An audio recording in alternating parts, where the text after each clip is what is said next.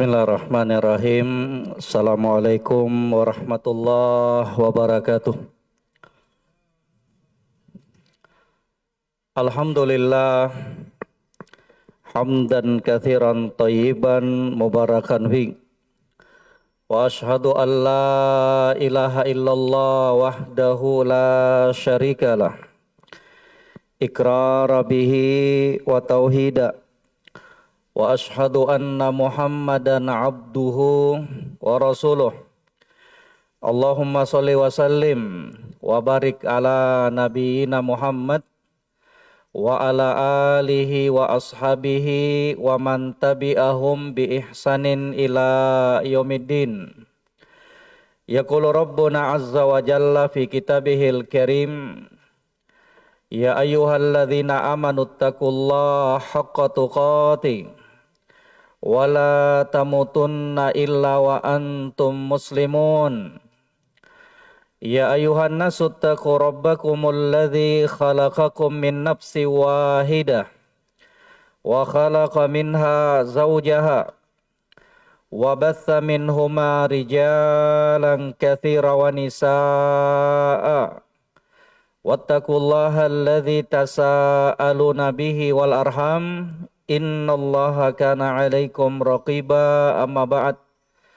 Alhamdulillah, jamaah sidang, jamaah kaum muslimin dan muslimat yang kami muliakan, rahimani wa rahimakumullah. Berjumpa dan dipertemukan oleh Allah Subhanahu wa taala di tempat yang paling dicintainya, tempat yang paling disukai oleh Allah Subhanahu wa taala. Di dalam hadis yang diriwayatkan oleh Imam Muslim dari sahabat Abu Hurairah radhiyallahu taala an, kata Nabi sallallahu alaihi wasallam, ahabbul bilad ilallah masajiduha. Tempat yang paling dicintai oleh Allah adalah masjid. Maka bersyukur kepada Allah Subhanahu wa taala ketika Allah Subhanahu wa taala masih mencurahkan nikmat yang satu ini untuk kita senang berada di dalam masjid rumah Allah Subhanahu wa taala. Tempat yang paling dicintai oleh Allah. Kenapa demikian? Kenapa masjid menjadi tempat yang paling dicintai oleh Allah? Kata Imam An-Nawawi alaihi rahmatullah, li'annaha makanut ta'at. Ataukah kata beliau li'annaha buyutut ta'at wa makan nuzulir rahmah. Masjid itu menjadi tempat yang paling dicintai oleh Allah Rabbul Alamin, karena masjid merupakan tempat untuk para hamba melakukan beragam ketaatan. Di dalam masjid kita melaksanakan sholat 5 waktu. Di dalamnya pula kita melaksanakan sholat sunnah, membaca Al-Quran, berdoa kepada Allah Subhanahu wa taala, beristighfar, memohon ampun. Dan juga kata beliau, wa makan nuzulir rahmah. Dan di masjid itu pula lah rahmat Allah Subhanahu wa taala diturunkan. Makanya sering kami mengingatkan kepada jamaah kaum muslimin dan muslimat, kalau masuk masjid jangan lupa baca doa. Dahulukan kaki kanan, kemudian baca doa. Apa doanya jamaah? Allahumma ftahli abwaaba rahmatik. Insyaallah saya yakin semuanya sudah baca doa itu. Kecuali yang ketawa-ketawa tersenyum mungkin lupa tadi. Ya jamaah, kalau masuk masjid usahakan baca doa apa? Allahumma ftahli abwaaba rahmatik. Ya Allah, Aku memohon kepadamu untuk engkau membukakan pintu-pintu rahmatmu. Itulah rahasia. Mengapa ketika masuk masjid kita diperintahkan oleh Nabi untuk meminta rahmat Allah Subhanahu wa taala? Karena memang di dalam masjid tersebut tempat diturunkannya rahmat Allah dengan beragam amalan-amalan kebaikan yang kita lakukan. Sering pula kita ingatkan bahwa selama di dalam masjid tolong fokus untuk beribadah kepada Allah. Jadikan masjid tersebut sebagai momentum untuk kita lebih dekat kepada Allah Subhanahu wa taala. Semoga salawat dan salam senantiasa tercurahkan kepada junjungan kita Nabi Muhammad sallallahu alaihi wasallam, kepada keluarga beliau, kepada para sahabat dan orang-orang yang mengikuti jejak beliau hingga akhir zaman kelak. Jamaah yang kami muliakan, rahimani wa rahimakumullah, tidak terasa dalam hitungan beberapa hari ke depan kita akan kedatangan tamu yang mulia dan istimewa. Tamu yang datangnya hanya sekali dalam setahun. Tamu tersebut tidak lain adalah bulan Ramadan.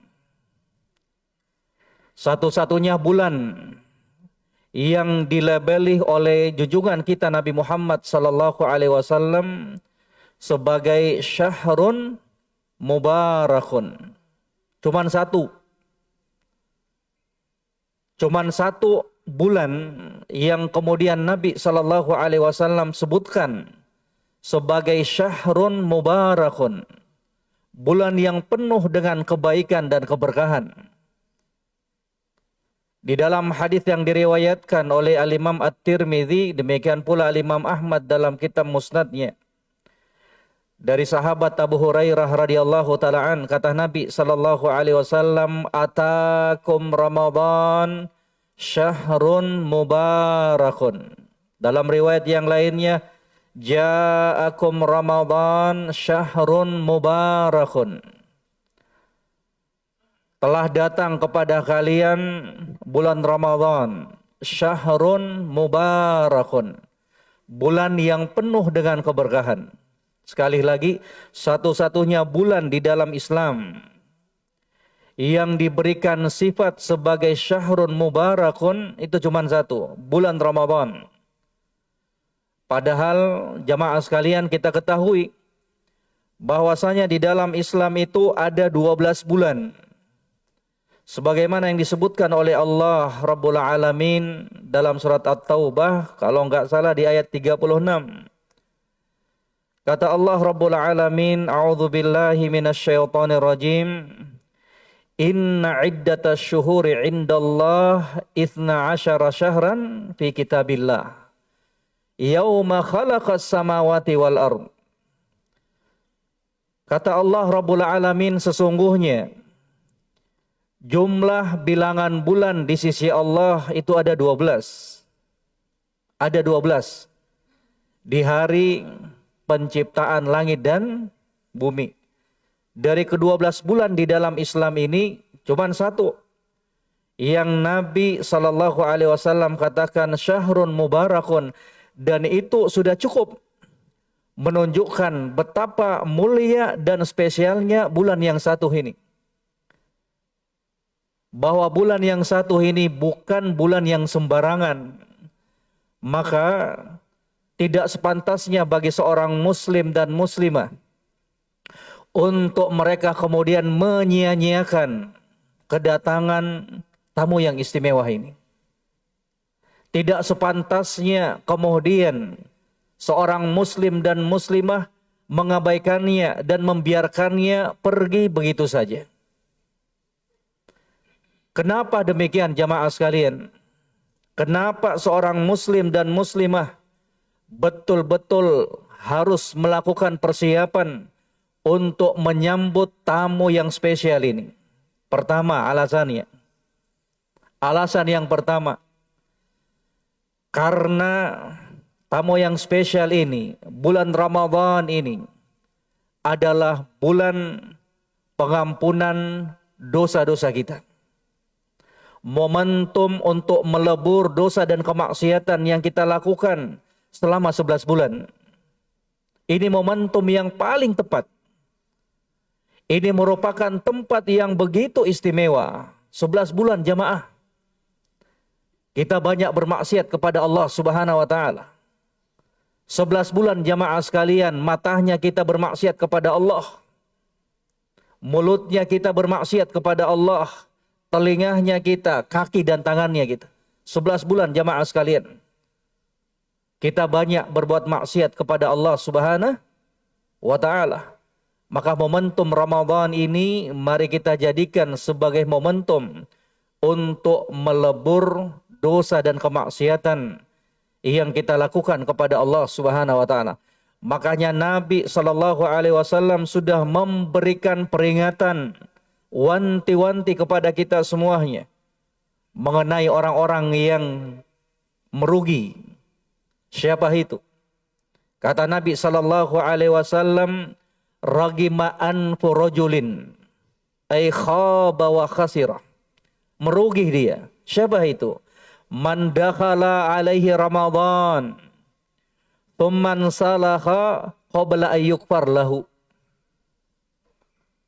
Di antara manusia-manusia yang merugi itu adalah mereka-mereka yang diberikan kesempatan oleh Allah untuk merasakan bulan Ramadan di tahun itu.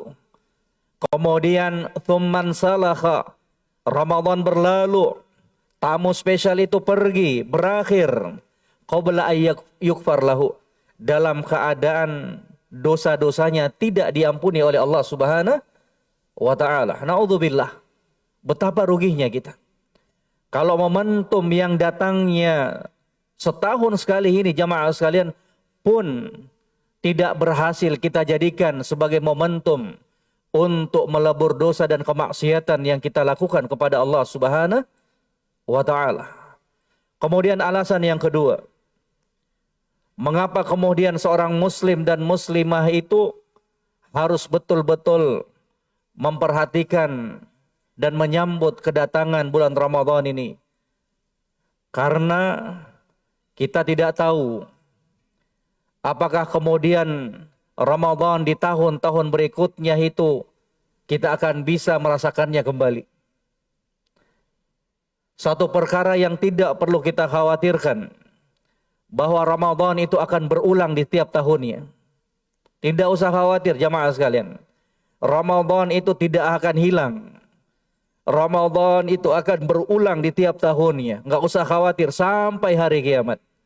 Yang perlu kita khawatirkan, kalau sekiranya Ramadan itu kembali tiba, akan tetapi kita sudah enggak berada lagi di dunia ini. Itu yang perlu kita khawatirkan. Kalau kemudian Ramadan tiba, akan tetapi kita sudah diwafatkan oleh Allah Subhanahu wa ta'ala. Maka hati-hati. Kalau sekiranya Ramadan di tahun ini jamaah sekalian menjadi Ramadan yang terakhir buat kita semuanya. Hati-hati jamaah sekalian. Jangan sampai momentum yang terindah ini kita lewatkan begitu saja. Padahal seorang muslim dan muslimah itu selalu dituntut ketika diberikan kesempatan ibadah oleh Allah untuk betul-betul dia fokus terhadap ibadah tersebut. Itu tuntunan Nabi sallallahu alaihi wasallam dalam salatnya kita, dalam puasanya kita dan ibadah-ibadah yang lainnya. Makanya kata Nabi sallallahu alaihi wasallam, "Idza qumta ila shalah fasalla salata muwaddi'in." Kalau kamu berdiri melaksanakan solat, maka jadikan seakan-akan itu solat yang terakhir yang kamu persembahkan untuk Allah Subhanahu wa ta'ala. Gitulah cara memposisikan diri terhadap ibadah yang kita lakukan. Jadikan itu seakan-akan ibadah yang terakhir kita persembahkan kepada Allah Subhanahu wa ta'ala. Karena kita kan nggak tahu kapan ajal kematian itu datang menjemput kita.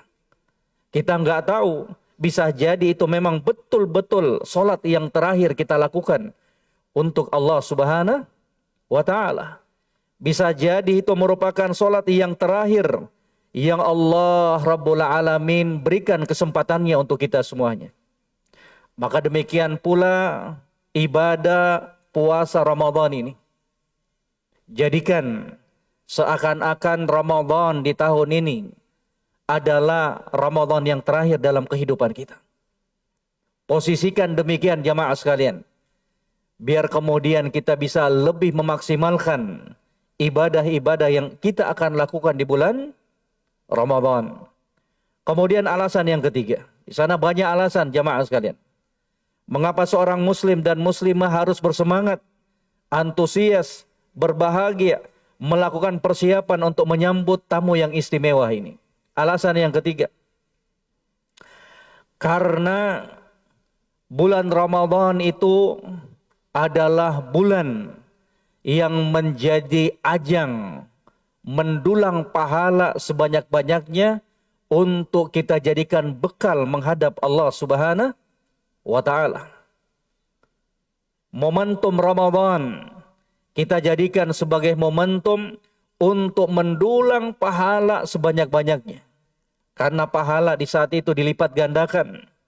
Terlebih lagi jamaah sekalian, di bulan Ramadan itu terdapat satu malam yang kata Allah Rabbul Alamin di dalam Al-Quranul Karim, Lailatul Qadri khairun min alfi syahr. Lailatul Qadar tersebut lebih bagus, bukan setara, bukan senilai, bukan sama, kata Allah Subhanahu wa Ta'ala, khairun, lebih bagus dibandingkan ibadah yang dilakukan selama 1000 bulan, kurang lebih 83 tahun. Di dalam hadis yang lainnya kata Nabi sallallahu alaihi wasallam, fihi lailatun khairun min alfi syahr. Di dalam bulan Ramadan tersebut terdapat satu malam yang mana ibadah yang dilakukan di malam tersebut lebih bagus dibandingkan 1000 bulan.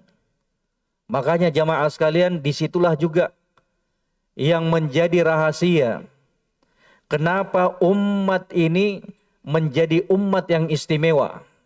Yang kata Nabi sallallahu alaihi wasallam, nahnul akhirun wal awwalun wa nahnu awwalu man yadkhulul jannah. Kita itu adalah umat yang belakangan, fiz zaman, umat yang terakhir. Umatnya Nabi Muhammad sallallahu alaihi wasallam. Tapi bersamaan dengan itu kata Nabi sallallahu alaihi wasallam, umat Islam adalah umat yang memiliki beragam keutamaan, dan umat Islam itu pula lah yang menjadi umat yang bakalan masuk pertama di dalam surga Allah Subhanahu wa Ta'ala. Kok bisa demikian? Umat Islam, umat yang belakangan, tapi yang paling pertama masuk ke dalam surga Allah dibandingkan umat-umat terdahulu. Padahal jamaah sekalian, kita ketahui bersama bahwa umat Islam itu jatah umur dan usianya yang paling pendek dibandingkan umat-umat terdahulu. Betul enggak? Umat terdahulu bahkan sampai ada yang ratusan tahun diberikan oleh Allah Subhanahu wa Ta'ala. Artinya mereka yang hidup ribuan tahun tersebut jelaslah lebih banyak kesempatan untuk beribadah kepada Allah Subhanahu wa Ta'ala.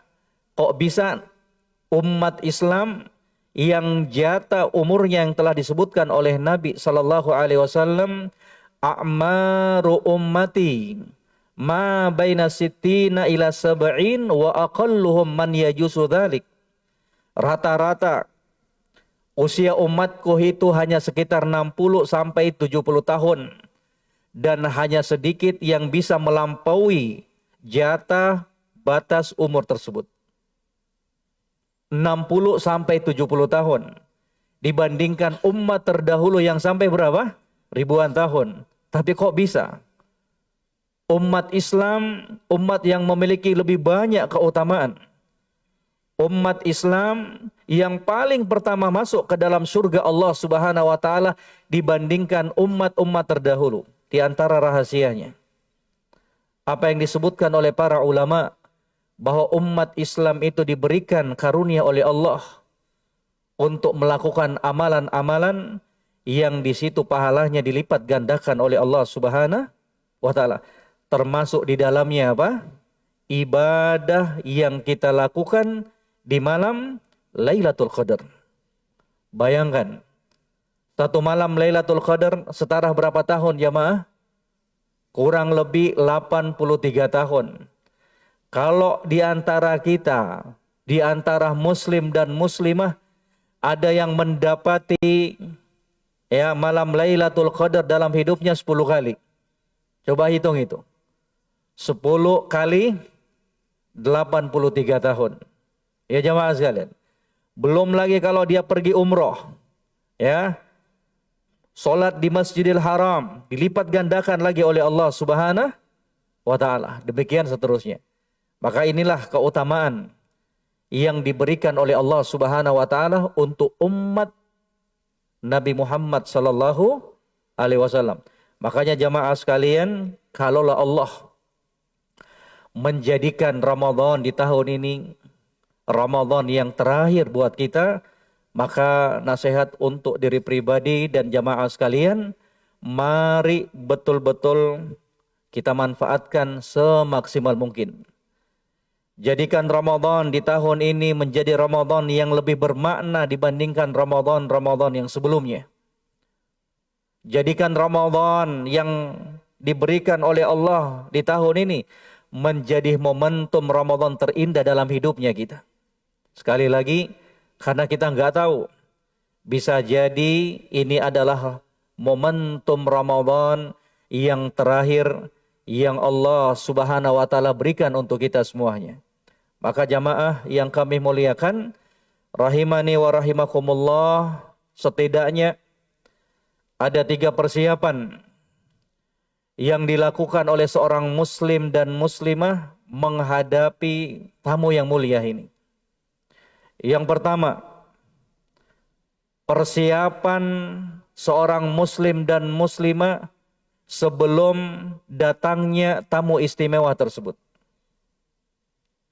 Kemudian yang kedua, bagaimana sikap dia ketika Allah Subhanahu wa taala kembali mempertemukan dengan bulan Ramadan. Kemudian yang ketiga, bagaimana dia memposisikan dirinya ketika Ramadan itu sudah berlalu. Poin yang pertama, sebelum datangnya Ramadan, seperti sekarang ini, apakah sikap yang terbaik yang dilakukan oleh seorang muslim dan muslimah? Yang pertama, kata para ulama, hendaknya mereka perbanyak doa kepada Allah Subhanahu wa taala. Dan itulah yang merupakan kebiasaan orang-orang soleh terdahulu dari kalangan para sahabat dan tabi'in dan setelahnya. Yang kata para ulama, kanu yad'una Allah sittata ashhurin ayyuballighahum Ramadan.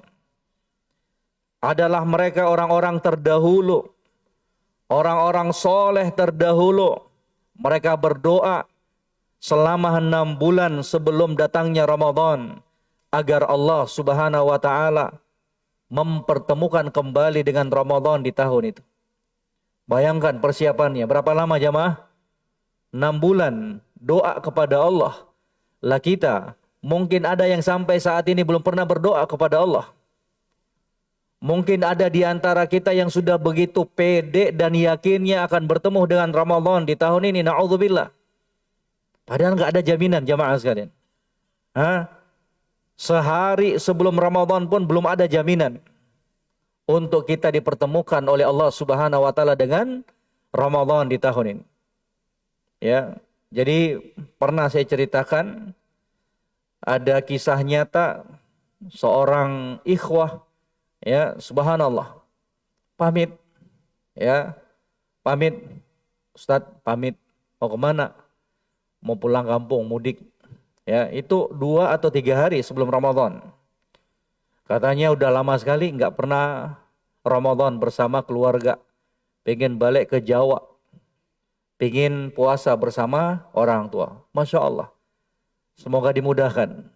Pulang sehari atau 2 hari sebelum Ramadan. Pulang.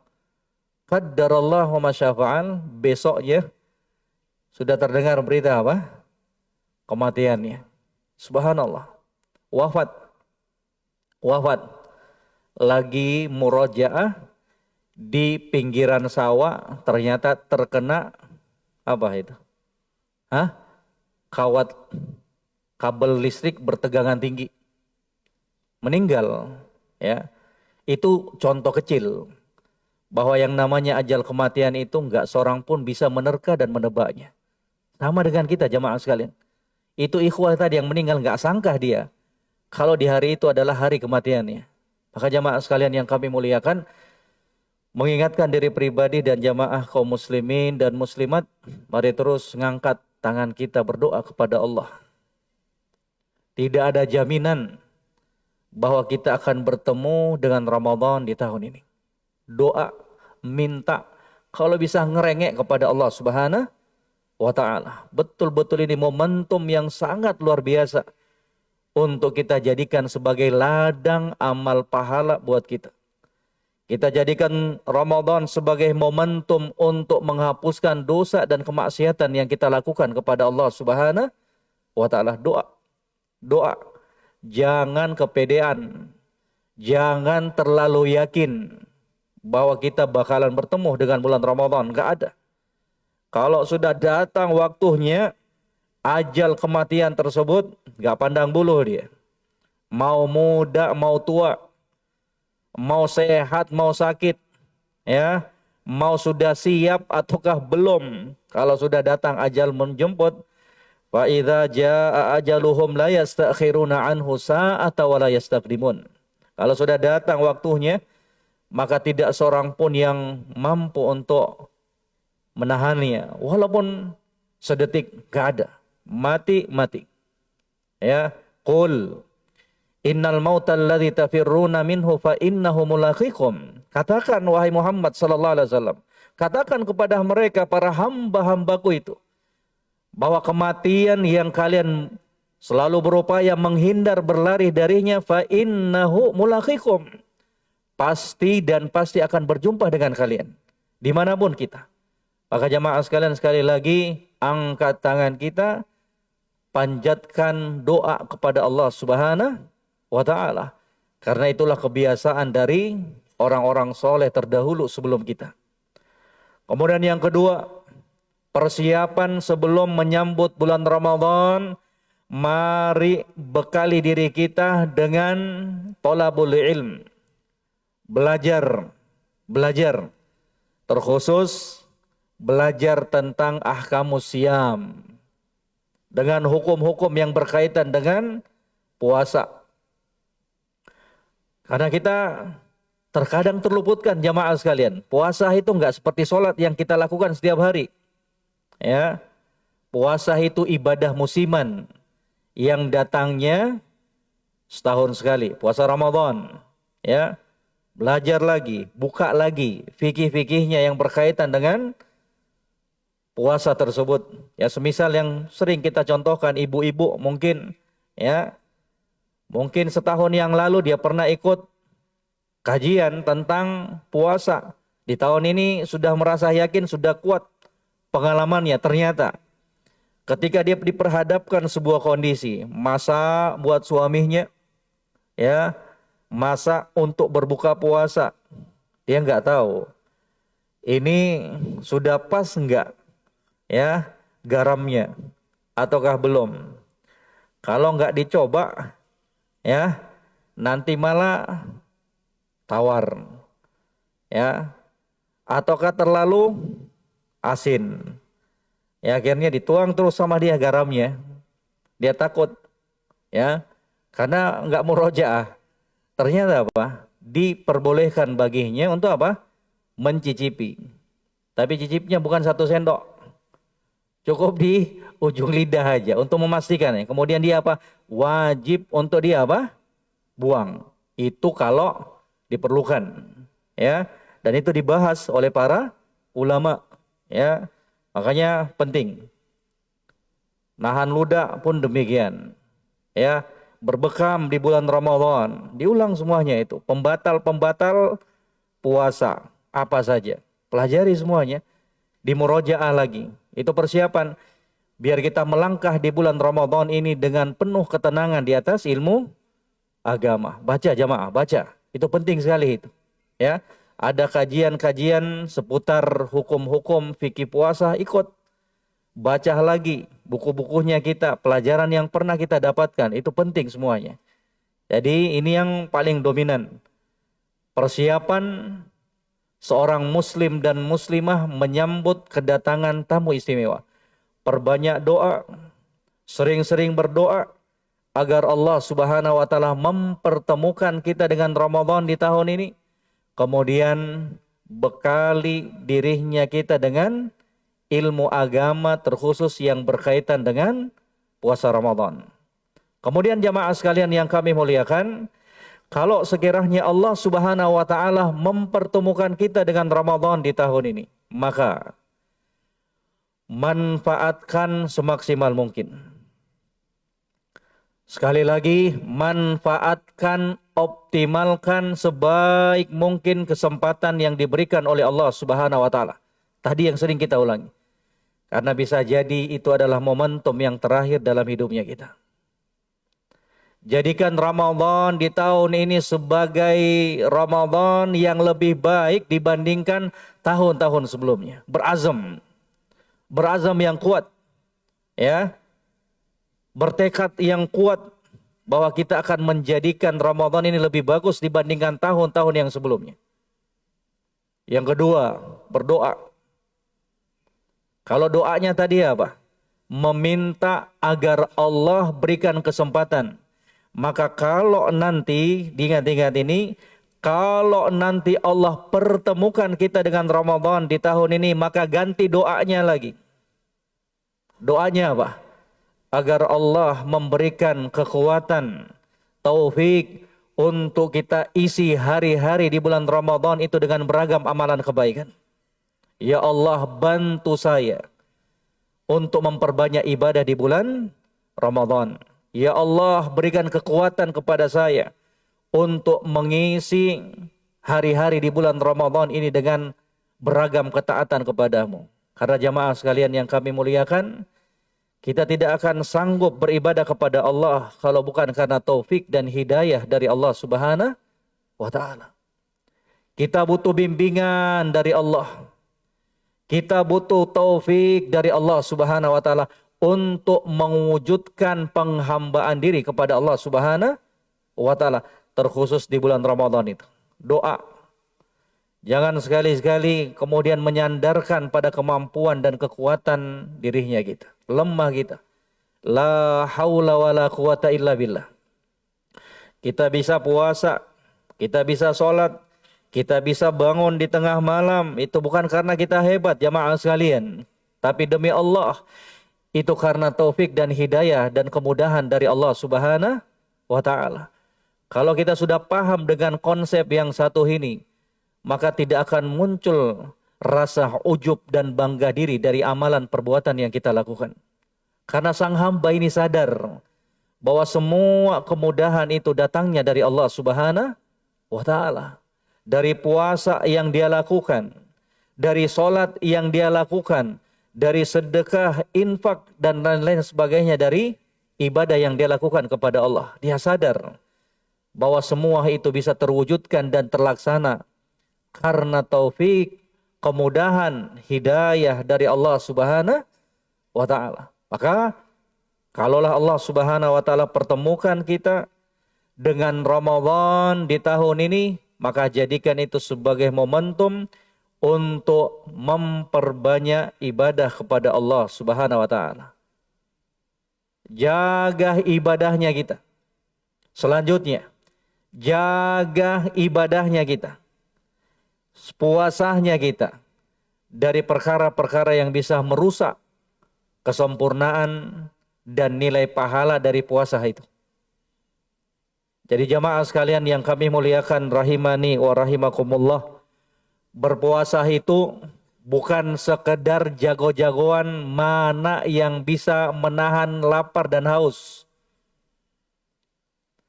Puasa Ramadan itu bukan hanya berbicara kuat-kuatan menahan rasa lapar dan dahaga saja, bukan.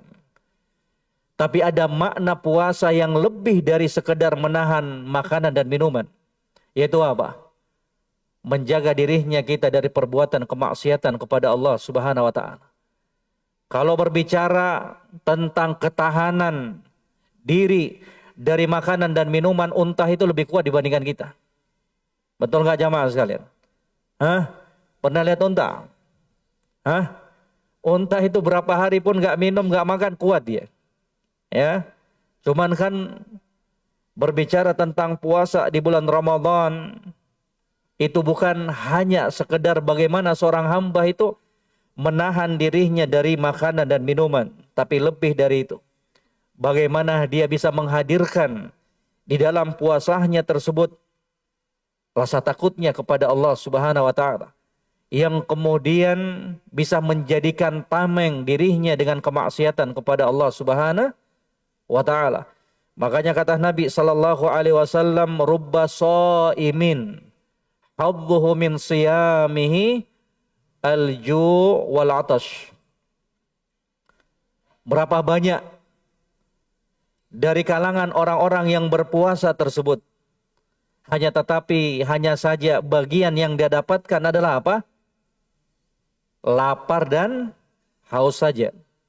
Kenapa demikian?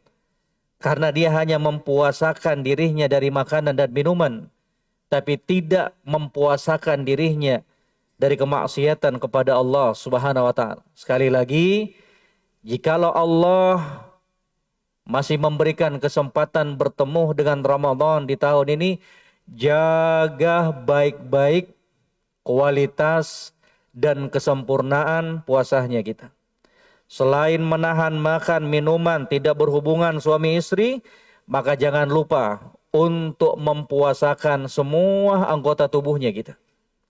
Mata kita jaga jamaah. Matanya kita dijaga jamaah sekalian.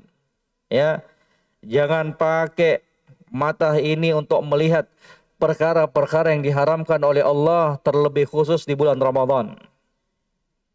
Mata itu nikmat dari Allah. Mata itu nikmat dari Allah. Kalau kita nggak pandai untuk memakainya, maka sangat-sangat mungkin dan sangat mudah bagi Allah untuk mencabut nikmat tersebut dari kita. Hati-hati. Terlebih lagi mohon maaf, kita yang hidup di zaman ini, sering kita ingatkan bahwa kemaksiatan mata di zaman dahulu itu hanya terjadi ketika mereka keluar dari rumahnya. Tapi tidak di zamannya kita sekarang ini. Kemaksiatan dan kerusakan yang disebabkan oleh matanya kita pun bisa terjadi walaupun kita berada dalam rumah, walaupun kita berada dalam kamarnya kita, naudzubillah. Fitnah, ya, dengan keberadaan media sosial yang tidak dipakai pada tempatnya, naudzubillah. Jaga pandangan mata. Kemudian ketika berpuasa, jaga telinganya kita. Jaga telinganya kita. Jangan pernah sudi dan rela mendengarkan perkara-perkara yang diharamkan oleh Allah untuk kedua telinganya kita. Dari mendengarkan perkataan-perkataan dusta, dari mendengarkan ghibah, gosip-gosip, dari mendengarkan namimah, dari mendengarkan musik-musik yang diharamkan oleh Allah Subhanahu wa taala. Jaga nih. Jaga pula lisannya kita. Jaga mulutnya kita.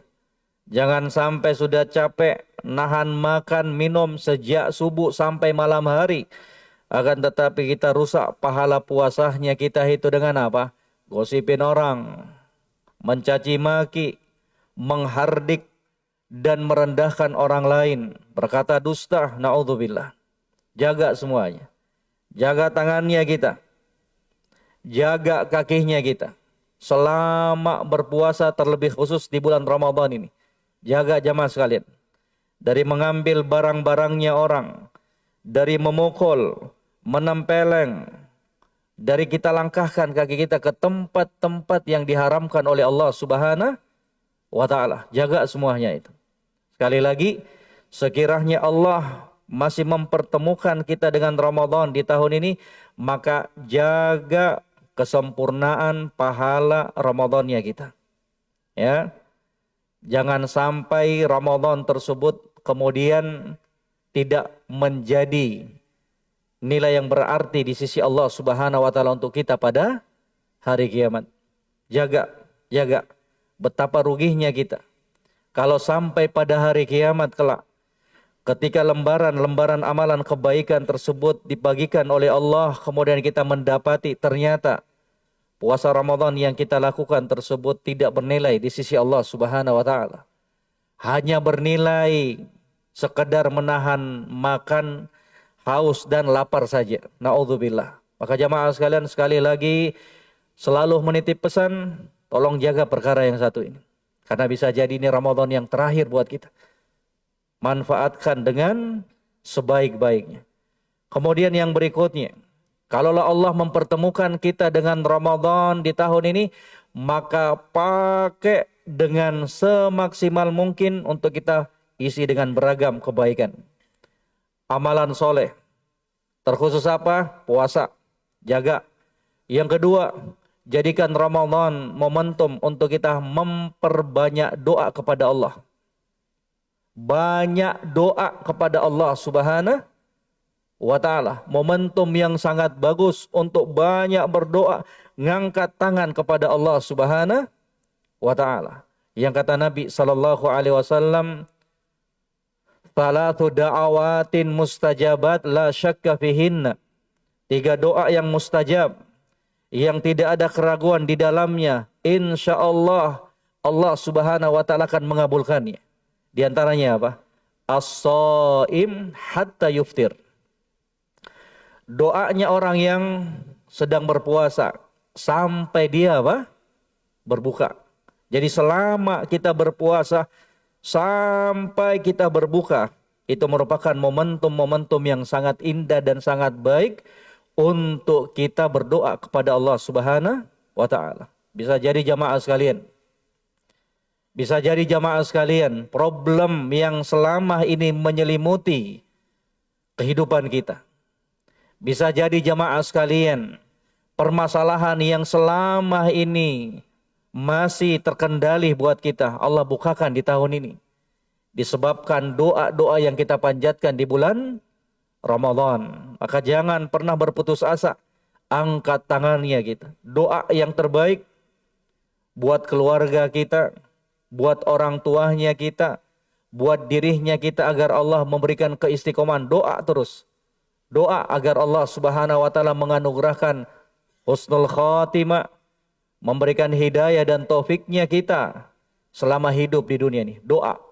Momentum yang sangat bagus.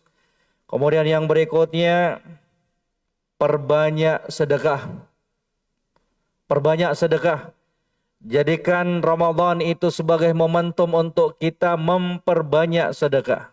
Sedekah itu tidak hanya dianjurkan.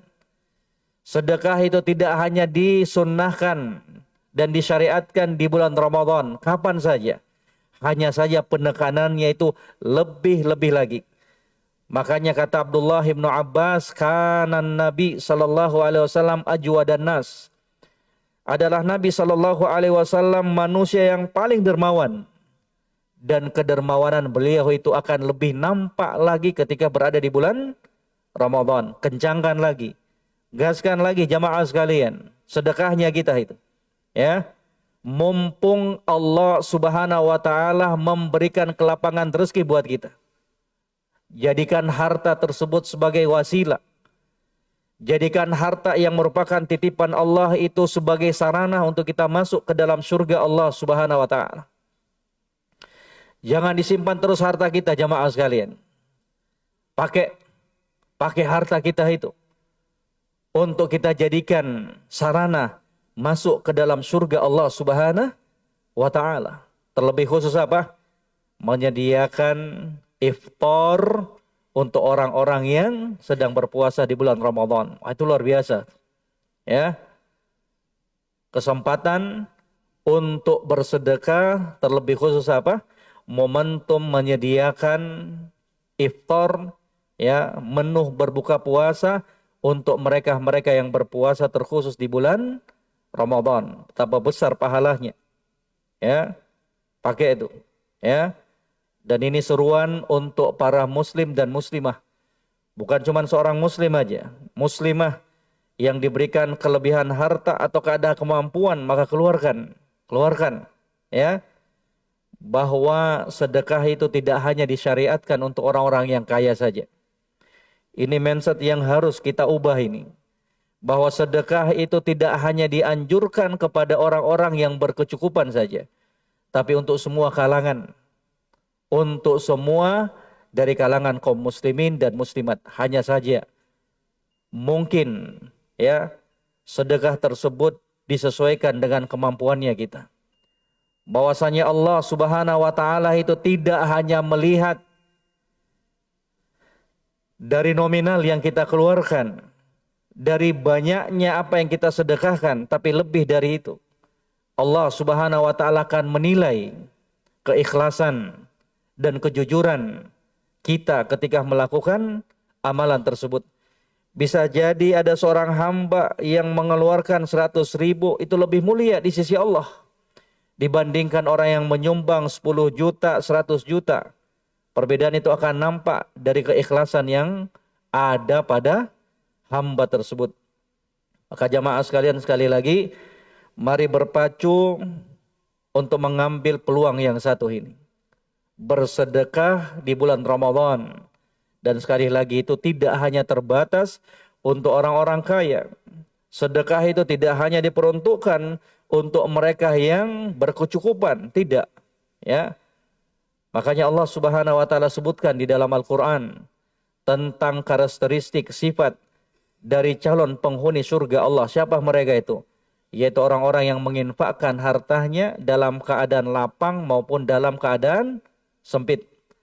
Dalam keadaan kaya maupun dalam keadaan miskin. Jadi sekali lagi, jangan karena kemiskinan, jangan karena keterbatasan kemudian menghalangi kita untuk bersedekah dan berinfak kepada di jalan Allah Subhanahu wa taala. Keluarkan sesuai dengan kemampuan kita. Sekali lagi, Allah tidak hanya menilai dari besar kecilnya apa yang kita sumbangkan, tapi lebih dari itu Allah Subhanahu wa taala menilai dari keikhlasan, ketulusan dan kejujuran sang hamba tersebut.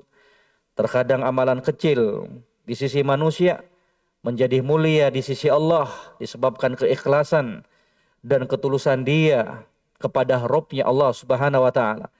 Disebabkan kejujuran antara dia dengan Rabb-Nya Allah Subhanahu wa taala. Bahwa ternyata hamba yang bersedekah sedikit ini ternyata yang diharapkan hanyalah ridho Allah. Dia enggak butuh pujian manusia. Dia enggak butuh pengakuan manusia. Yang dia butuhkan adalah cinta dan pengakuan dari Rabb-Nya Allah Subhanahu wa taala. Wallahu taala a'lam. Barakallahu fik. Kita adzan dulu. Mana muadzinnya?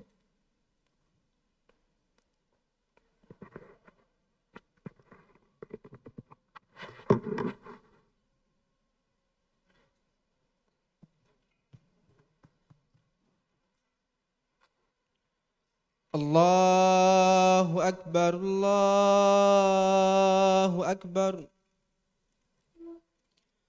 Allahu Akbar, Allahu Akbar. Ashhadu an la ilaha illallah.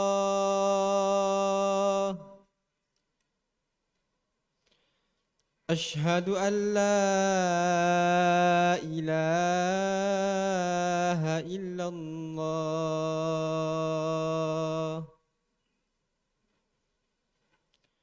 أشهد أن محمد رسول الله.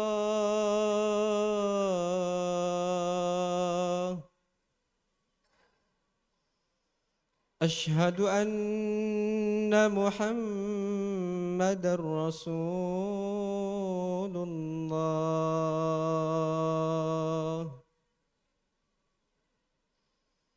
حي على الصلاة.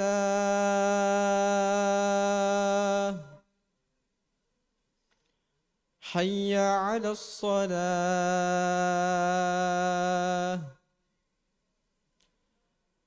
حي على الفلاح.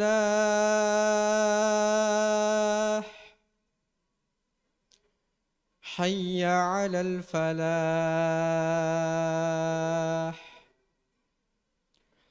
الله أكبر الله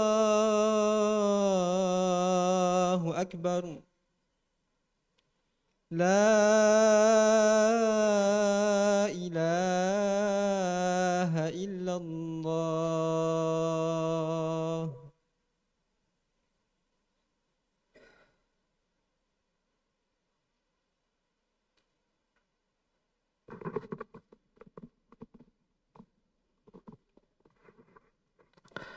Bismillahirrahmanirrahim. Sampai mana tadi jemaah? Hah? Sampai mana? Hah? Hah? Sedekah? Hah? Sampai sedekah. Kemudian yang berikutnya jemaah sekalian yang kami muliakan, rahimani wa rahimakumullah. Kalaulah Allah Subhanahu wa taala memberikan kesempatan untuk berjumpa dengan Ramadan di tahun ini, maka jangan pernah menyepelekan dan menunda-nunda sholat 5 waktu. Sholat 5 waktu itu dianjurkan di setiap harinya. Dan terlebih lagi di bulan Ramadan. Jaga baik-baik.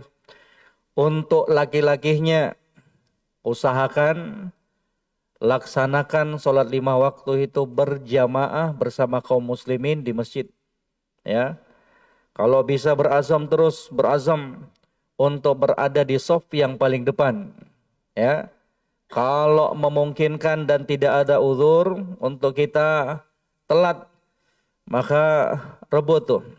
Selama bulan Ramadan, berazam, ya Allah, mudah-mudahan selama bulan Ramadan ini saya bisa melaksanakan sholat 5 waktu di masjid.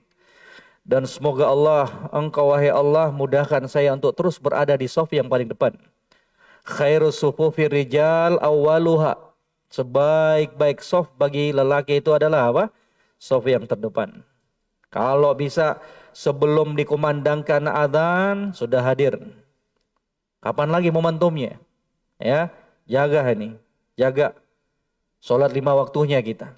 Ya, demikian pula kepada para ibu-ibu, kaum ummahat, kaum muslimat, jaga juga ini.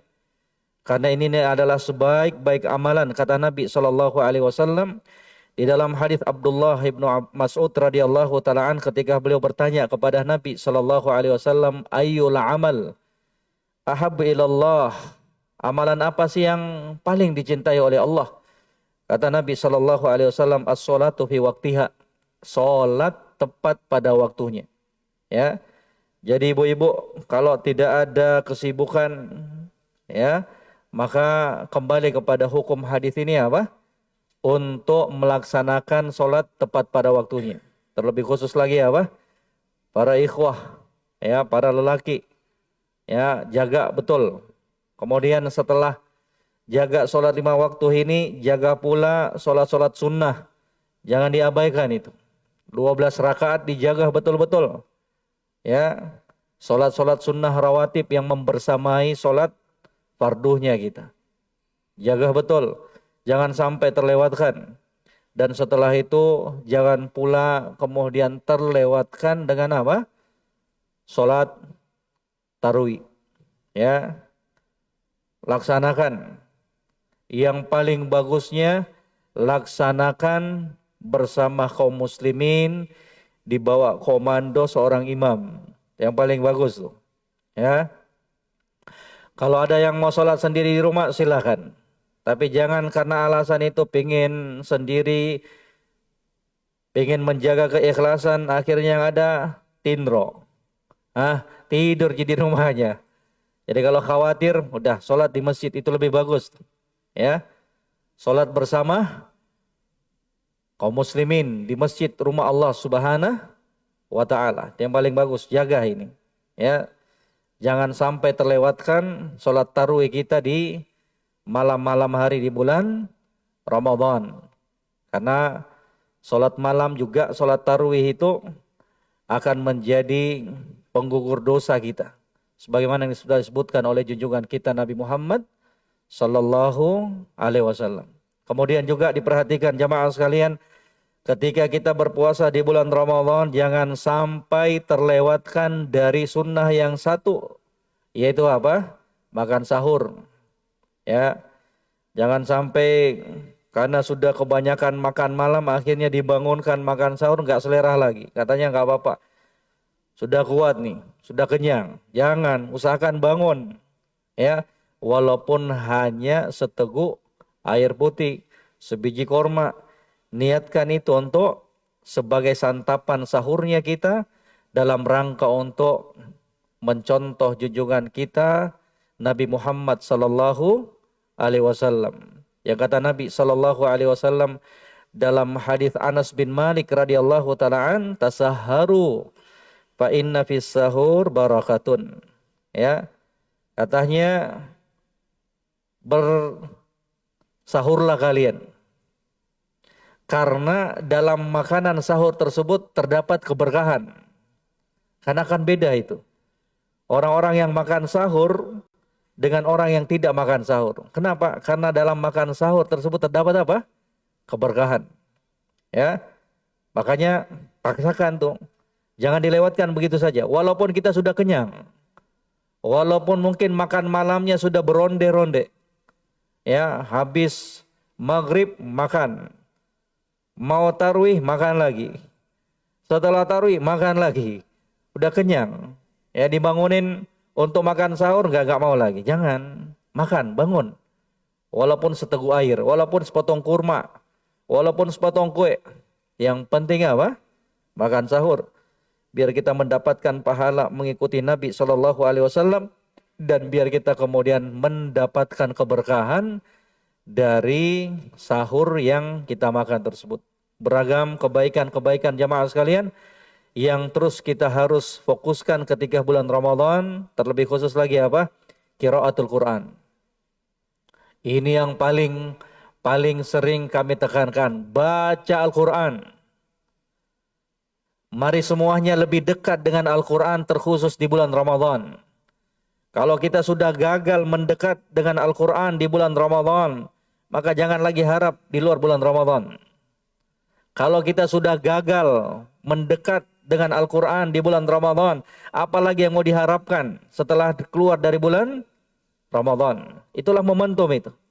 Untuk kita lebih dekat dengan Al-Quranul Karim. Ya, untuk kita fokus. Karena Ramadan itu juga dinamakan apa? Syahrul Quran.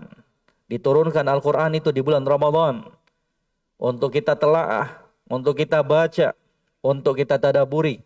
Maka hati-hati jamaah sekalian, jangan sampai kelalaian demi kelalaian terus menyelimuti hari-hari kita di dunia ini. Kita jauh dari Al-Quranul Karim. Padahal pernyataannya kita cinta Al-Quran. Enggak rela kalau Al-Quran tersebut dibakar, diinjak. Tapi tanpa kita sadari kita sendiri yang telah menjauh dari Al-Quran. Ya, jangan sampai kita kemudian masuk dalam kelompok yang telah disebutkan oleh Allah Rabbul Alamin di dalam Al-Quranul Karim. Dalam pengaduan Rasul sallallahu alaihi wasallam kepada Rabbnya, wa qala ar-rasul inna qaumi ittakhadhu hadzal qur'ana mahjura. Ya Rabbku, sesungguhnya kaumku telah menjadikan Al-Quran itu sebagai perkara yang mereka tinggalkan. Dan kata Imam Ibnul Qayyim alaihi rahmatullah, di antara bentuk menjauh dari Al-Quran itu adalah apa? Tidak mau membacanya, tidak mau mempelajarinya. Hati-hati, ya. Kita tergolong orang-orang yang menghajar dan menjauh dari Al-Quranul Karim tanpa kita sadari. Na'udzubillah. Hati-hati, ya. Pokoknya nggak ada alasan lagi. Mau lancar ataukah nggak lancar baca Al-Quran, nggak ada alasan. Baca saja sesuai dengan kemampuan yang Allah Subhanahu Wa Taala berikan kepada kita. Yang belum lancar jangan jadikan alasan itu untuk bermalas-malasan membaca Al-Quran. Ustaz belum lancar. Baca saja sesuai dengan kemampuan kita.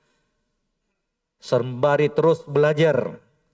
Tahsin, tajwid, belajar terus. Tapi jangan pernah jadikan ketidaklancaran kita, ketidakfasihan kita membaca Al-Quran sebagai sebab untuk kita tidak membaca Al-Quran terkhusus di bulan Ramadan ini. Karena ingat selalu hadis yang diriwayatkan dalam Sahih Bukhari dari Aisyah radhiyallahu taala anha, nasihat untuk semuanya. Kata Nabi sallallahu alaihi wasallam, al-mahiru bil Quran ma'as safaratil kiramil bararah walladzi yaqra'ul Quran wa yatata'ta wa huwa syakun alaihi falahu ajran. Untuk orang yang mahir, lancar, penghafal Al-Quran, maka dia akan senantiasa bersama dengan malaikat yang mulia. Keutamaan yang Nabi SAW sampaikan, informasikan untuk orang-orang yang telah diberikan kemudahan membaca Al-Quran, kefasihan membaca Al-Quran. Tapi enggak sampai di situ jamaah sekalian. Nabi SAW melanjutkan sabdanya, walladzi yaqra'ul Qur'an wa yatata'ta wa huwa syakun alaihi falahu ajran. Dan untuk orang-orang yang masih terbatah-batah membaca Al-Quran, untuk orang-orang yang masih belum lancar membaca Al-Quran, untuk orang-orang yang masih berat lisannya mengeluarkan huruf-huruf di dalam Al-Quran tersebut, maka untuknya 2 pahala. Hadirkan selalu ini. Hadirkan selalu hadis ini dalam hatinya kita, dalam pikiran kita. Bahwa untuk orang-orang yang belum lancar membaca Al-Quran itu juga ada keutamaannya. Di tengah keterbatasan yang dia miliki, tapi dia ingin terus membaca Al-Quran. Kata Nabi SAW, untuk orang yang seperti ini akan mendapatkan 2 pahala. Pahala yang pertama, pahala dari setiap huruf yang dia baca. 1 huruf berganjar berapa? 10 pahala. Bayangkan, 1 huruf berganjar 10 pahala. 1 huruf, bukan 1 kata, 1 huruf. Pahala yang kedua, pahala perjuangan dia. Pahala kemauan dia. Pahala kesungguhan dia. Pahala karena keinginan yang kuat bagi dia untuk terus membaca Al-Quran. Allah nilai itu jamaah sekalian. Allah Subhanahu wa taala memberikan balasan atas perjuangan dan kemauan yang kuat yang dia tunjukkan untuk tetap membaca Al-Quran di tengah-tengah keterbatasan yang dia miliki. Baca aja terus. Baca aja terus jamaah sekalian, ya. Sembari terus belajar. Sembari terus belajar. Subhanallah. Kalau bisa minimal, targetnya kita minimal, ini minimal ini. Sekali khatam Al-Quran. Itu paling minimal itu. Ya, paling minimal. Ya. Kalau kita baca biografinya para ulama, subhanallah, terkaget-kaget kita jamaah sekalian. Al-Imam Asy-Syafi'i rahimahullah di bulan Ramadan mengkhatam Al-Quran sebanyak berapa kali? 60 kali. Artinya semalam 2 kali khatam jamaah sekalian. Ya. Ada di antara para ulama-ulama tabi'in yang di antara lainnya mereka mengkhatam Al-Quran dalam sepekan. Ada yang mengkhatam Al-Quran dalam tempo 3 hari. Subhanallah. Lah kita 10 awal Ramadan doang tuh. Al-Quran Masya Allah. Lengket terus di tangannya. Masuk Ramadan 10 hari yang kedua sudah mulai kendor. Yang ketiga sudah tinggalkan Al-Quran. Padahal itu yang paling harus kita genjot tuh. Di 10 hari terakhir Ramadan tuh. Justru kebalikannya, kita mohon maaf. Ya, sudah sibuk dengan pakaian lebarannya. Udah sibuk dengan urusan kue lebarannya. Udah sibuk dengan, na'udzubillah, dengan persiapan mudiknya. Gak terlarang semua itu jamaah sekalian. Silakan buat kue lebaran, silakan. Silakan persiapkan baju terindah kita untuk menyambut Id. Semoga itu mendapatkan ganjaran di sisi Allah. Silahkan mudik jamaah sekalian. Tapi tolong dijaga semua itu. Ibadahnya kita terkhusus sholat tarawihnya kita, sholat lailnya kita. Justru kita subhanallah jadikan 10 hari pertama itu sebagai ajang final. Padahal enggak demikian perhitungannya. Yang final itu di 10 hari terakhir di bulan Ramadan. Yang justru itu yang kata Nabi SAW, kata Aisyah, beliau sudah apa? Syadda mi'zarahu wa aikadha ahlahu wa ahya lailahu. Nabi SAW kalau sudah masuk 10 hari terakhir, beliau kencangkan tali sarungnya. Artinya apa? Iktazala nisa'ahu, untuk sementara beliau menjauh dari istri-istri beliau untuk fokus beribadah kepada Allah. Wa ahya lailahu, beliau hidupkan malam hari di bulan Ramadan 10 hari terakhir tersebut. Wa aiqadha ahlahu, beliau bangunkan keluarga beliau, istri beliau untuk apa? Untuk juga fokus beribadah kepada Allah Subhanahu wa taala. Jangan lagi mau dipermainkan jamaah sekalian. Karena bisa jadi momentum lembaran ini tidak akan berulang di tahun-tahun berikutnya. Sudah cukup kecolongan kita di tahun-tahun yang lalu jamaah sekalian. Sudah cukup kelalaian kita jamaah sekalian. Semoga di tahun ini kalau Allah memberikan kembali kesempatan itu, betul-betul kita manfaatkan dengan sebaik-baiknya. Terkhusus 10 hari itu. Ya. Jangan kendor. Ya. Jangan kendor. Jangan sampai naudzubillah, mohon maaf jamaah. Jangan sampai tangannya kita ini lebih banyak memegang handphonenya kita dibandingkan mushaf Al-Quran. Jangan sampai tangannya kita ini kebanyakan kita pakai untuk mengutak-atik HP-nya kita, kemudian kita jauh dari membaca Al-Quranul Karim. Na'udzubillah. Nasihat untuk semuanya, kita bangkit dari kelalaian kita jamaah sekalian. Mari buktikan kalau kita cinta Allah Subhanahu wa taala. Mari kita buktikan kalau memang betul-betul kita cinta kepada kitabullah Al-Quranul Karim. Buktikan itu semuanya. Inilah sekali lagi momentum Ramadan untuk kita semakin mendekatkan diri kepada Allah Subhanahu wa ta'ala. Jadikan momentum itu. Jadikan momentum untuk kita lebih dekat dengan Allah. Untuk kita lebih dekat dengan Al-Quranul Karim.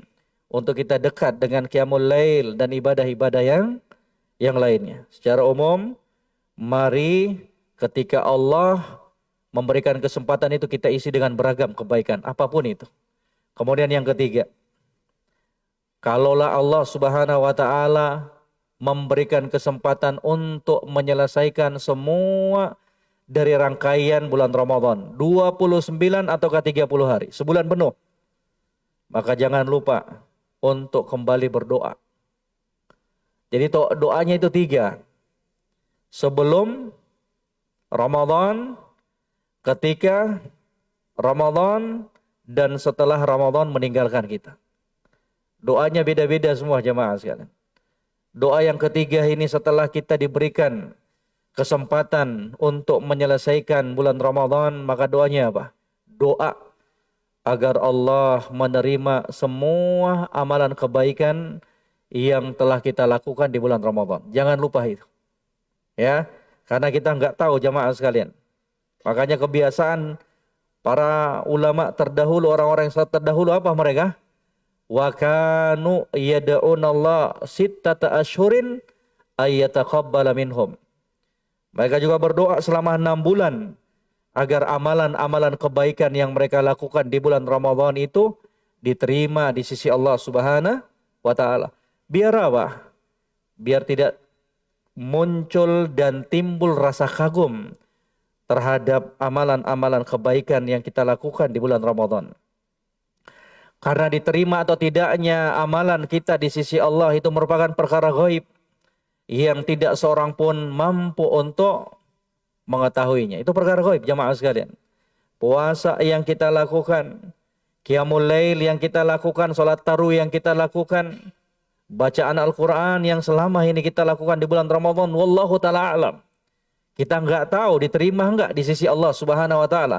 Yang jelas yang harus kita hadirkan, kita berprasangka baik kepada Allah. Semoga diterima di sisi Allah Subhanahu wa ta'ala. Tapi jangan pernah sekali-kali untuk menyombongkan dari amalan yang telah kita lakukan kepada Allah Subhanahu wa ta'ala.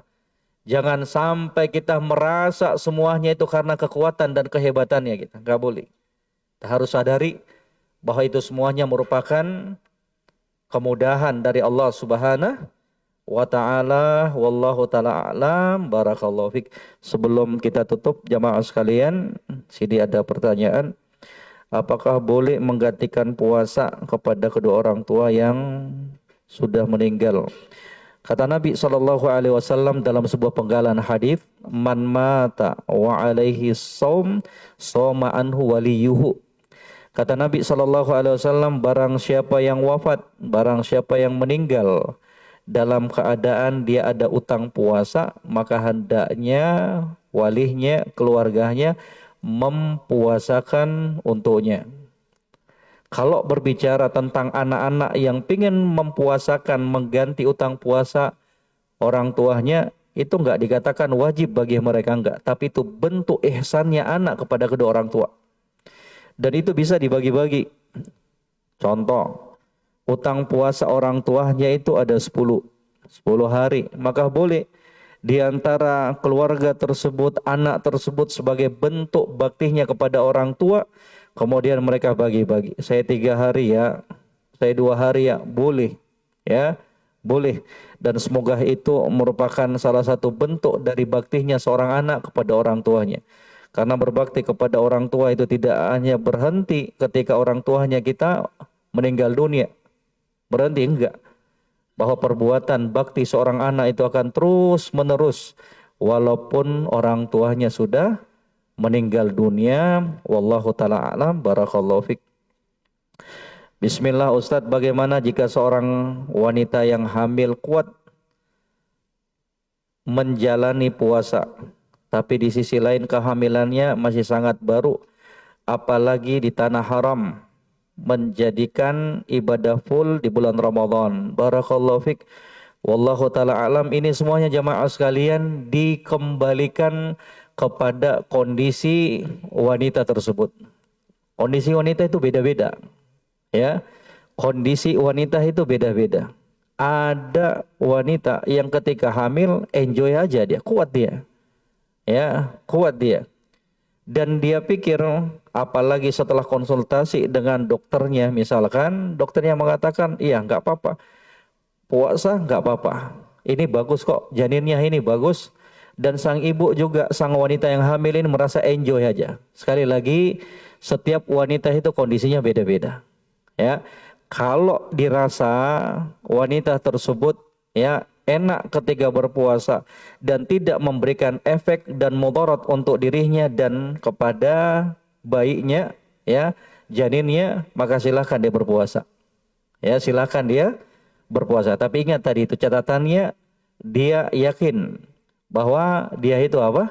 Sehat, selamat dan tidak memudaratkan untuk diri dan janin yang berada di dalam perutnya.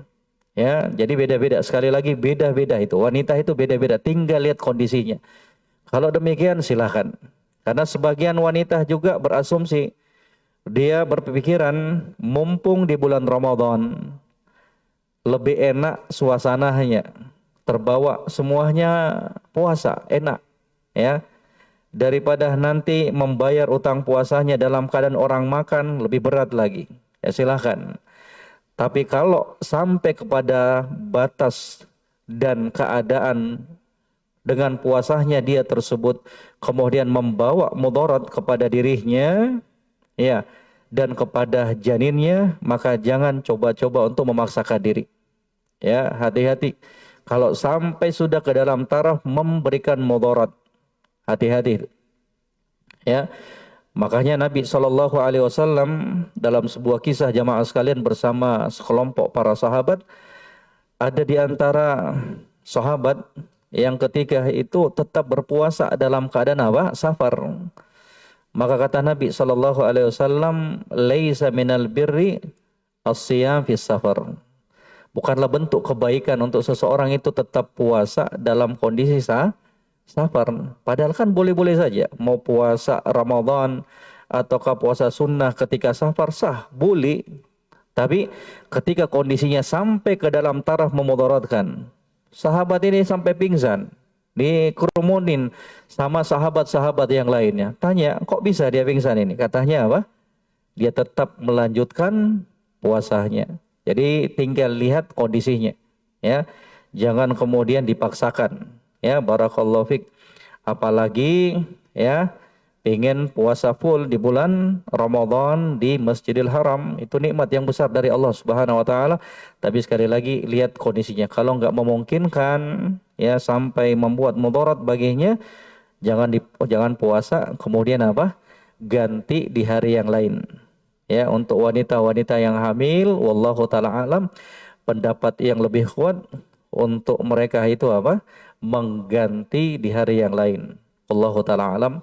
Kada orang-orang yang hamil itu para ulama mengkategorikan mereka masuk dalam kondisi golongan orang-orang yang sakit. Yang mana orang sakit ini apabila mendapatkan ya tidak mampu untuk berpuasa di bulan Ramadan, maka boleh baginya untuk mengqadha di luar bulan Ramadan. Wallahu taala alam. Sampai sini jemaah sekalian. Semoga apa yang singkat ini bisa memberikan kebaikan, pencerahan, pengingat dan penyemangat untuk kita semuanya. Jazakumullah khairan atas perhatiannya. Mohon maaf atas segala keterbatasan sebagai manusia biasa. Kebenaran hanya datangnya dari Allah. Wa akhiru da'wana alhamdulillahi rabbil alamin. Subhanakallahumma bihamdik. Asyhadu an la ilaha illa anta astaghfiruka wa atubu ilaik. Wassalamualaikum warahmatullahi wabarakatuh.